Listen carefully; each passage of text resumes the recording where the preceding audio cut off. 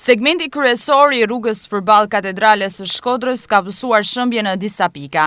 Siç tregohet qartë dhe nga filmimet e kryera para ditën e sejtës, shëmbjet janë të konsiderueshme, aq sa dëmtojnë rënd automjetet nëse drejtuesit e tyre nuk tregohen të kujdesshëm. Dëmtimet në pllaka janë të pranishme jo vetëm mbi këtë kolektor, por edhe në pjesët anësore dhe tek pusetat. Pavarësisht se kjo rrugë u ndërtua vite më parë, sipas specialistëve, me standardet më të larta teknike, përfshirë edhe shtrimin me pllaka si pedonalja kryesore e qytetit, faktikisht dëmtimet sot janë të pranishme. Mund të ketë justifikime të ndryshme për këtë situatë, si për qarkullimin e automjeteve të tonazhit të lartë ose të atyre që nuk janë të përshtatshme për rrugët e qytetit, por nuk duhet harruar se kjo është një nga akset kryesore të qytetit të Shkodrës, ndaj nuk mund të justifikohet që brenda pak vitesh të kthehet në një gjendje të tillë. Gjithsesi, rëndësishme është sot që të ndërhyhet sa më parë nga shërbimet publike të Bashkisë Shkodër për riparimin e dëmtimeve në këtë segment, ndryshe ato do të zgjerohen dhe dëmi do të jetë shumë më i madh. Nga ana tjetër, është e papranueshme dhe si imazh kjo gjendje në një nga akset kryesore të Shkodrës, sidomos me qarkullimin 24 orë pa ndërprerje.